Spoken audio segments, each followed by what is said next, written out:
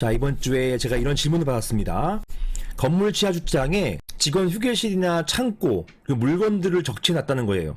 자, 이런 것 때문에 민원이 발생해서 이 집합 건물, 이 건물의 관리인, 관리단 회장 되시는 분이 관할관청으로부터 원상 회복 명령을 받으셨고, 심지어는 형사 고소까지도 당하셨다는 겁니다. 근데 이 건물 관리 입장에서는 너무 억울하다는 거예요. 자기가 이걸 만들지도 않았고, 이런 만든 것들은 실제로 관리단을 위해서 만든 것이지 제3자를 위한 것도 아닌데 여기에 있어서 형사처벌까지 받는 것은 너무나 억울하다, 이런 말씀을 주셨습니다. 그러면서 이런 질문을 주셨기 때문에 여기에 대해서 한번 답변을 드려보도록 하겠습니다.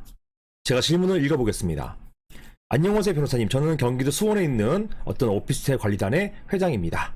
이 집합건물법에 따라가지고 관리인이라고 하죠. 다름이 아니고 저희 건물은 지하 2층부터 지하 6층까지 주차장으로 되어 있는데요.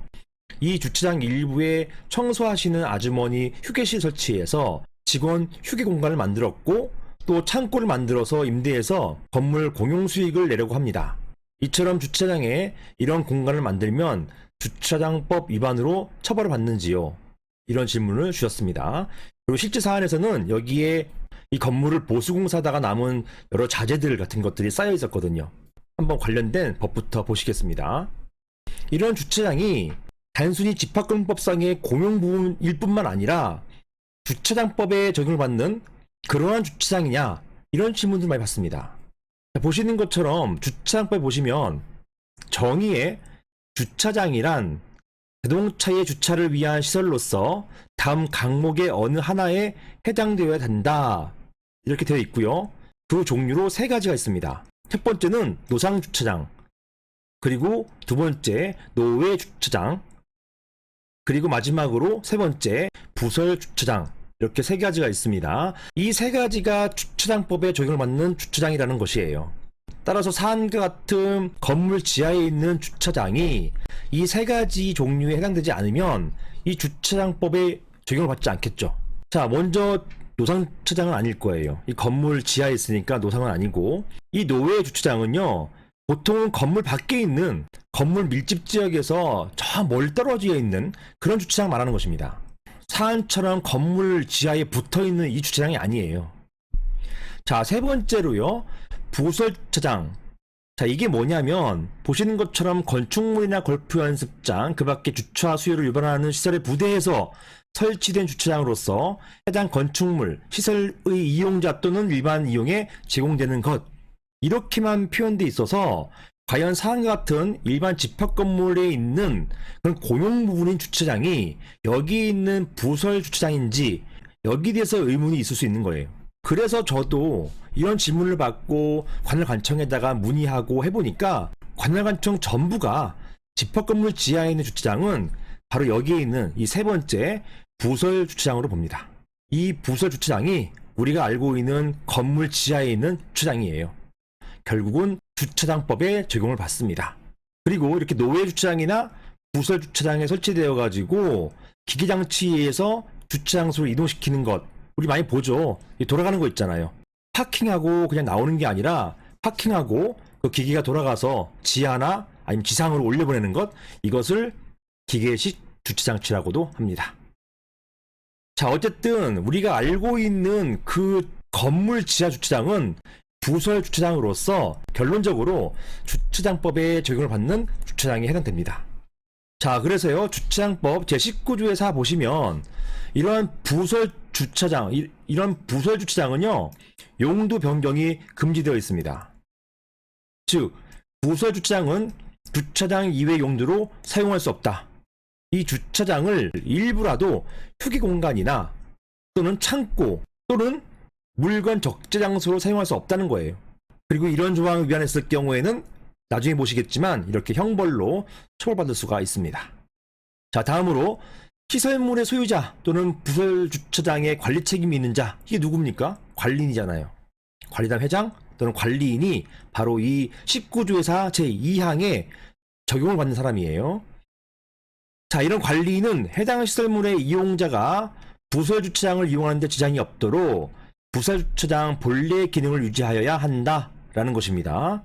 즉, 이러한 창고나 휴게시설이 있을 경우에는 철거해야 된다는 얘기예요. 만약에 안 했을 경우에는요, 마찬가지로 형벌로 처벌받게 됩니다. 자, 마지막으로 시장, 군수, 구청장은 이렇게 1항과 2항 위반해가지고 부설주장을 다른 용도로 사용하거나 또는 본래의 기능을 유지하지 아니한 경우에는 해당 시설물의 소유자 또는 관리 책임이 있는 자, 관리인에게 지체 없이 원상 회복을 명하여야 하고요. 만약에 이렇게 명했음에도 불구하고 이행하지 않는다. 이 경우에는 이행강제금을 부과합니다. 자, 방금 보신 벌칙 보실까요? 벌칙, 아까 보시는 것처럼 19조에서 제1항을 위반했을 경우에, 즉 부서주창을 용도 외로 사용한 자, 이런 경우에는 이 경우는 3년 이하의 징역 또는 5천만 원 이하의 벌금에 처한다 라고 되어 있고요. 19조에서 제2항, 여기 뭐였냐? 정당한 사유 없이 부설주차장 본래 기능을 유지하지 않는 그러한 자, 소유자 또는 관리인, 이런 사람은요 1년 이하의 징역 또는 1천만 원 이하의 벌금에 처한다. 제가 실무에서 보니까 보통 벌금 100만 원으로 처벌받으시더라고요. 자, 정리하자면 집합 건물 내의 지하 주차장도 제가 방금 설명드린 것처럼 주차장법상의 부설 주차장에 해당됩니다. 그래서 이런 부설 주차장은 다른 용도로 사용할 수 없고, 만약에 다른 용도의 시설 설치를 위해서는요, 이게 공용부분 변경 절차를 거쳐가지고 관할관청의 승인을 얻어야 돼요. 그리고 이런 공용부분 변경 절차를 위해서는 집회 결의 또는 서명 결의가 있어야겠죠. 자, 실무상 보시면, 실무상 주차장의 휴게실이나 창고 설치, 물건 적재 등은 주차장을 용도 외에 사용하거나 그 본래 기능을 유지하지 못한 것으로서 주차장법 위반으로 봅니다. 이게 실제 사례예요. 따라서 이 경우에는요, 관할관청이 원상회복을 명하고 그에 응하지 않을 경우에는 이행강제금을 부과하게 됩니다.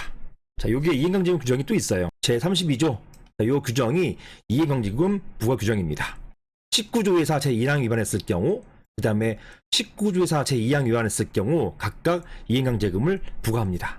자, 한편 이러한 이행강제금과 별도로 주차장법 위반으로 형사처벌까지 받을 수가 있습니다.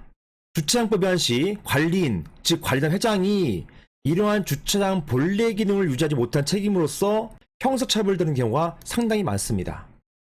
이 경우를 면하기 위해서는요, 이 관리인들, 관리단 회장은 기존에 설치된 적재 물건이나 시설물에 대해서 영도 소송을 제기해야 됩니다.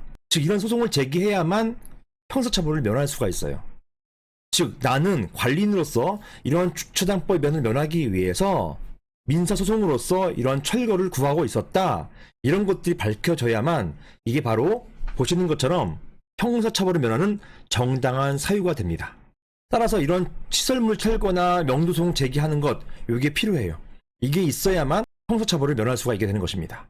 이 점을 관리단 회장, 즉 관리인께서는 유의하셔야겠습니다. 이상입니다.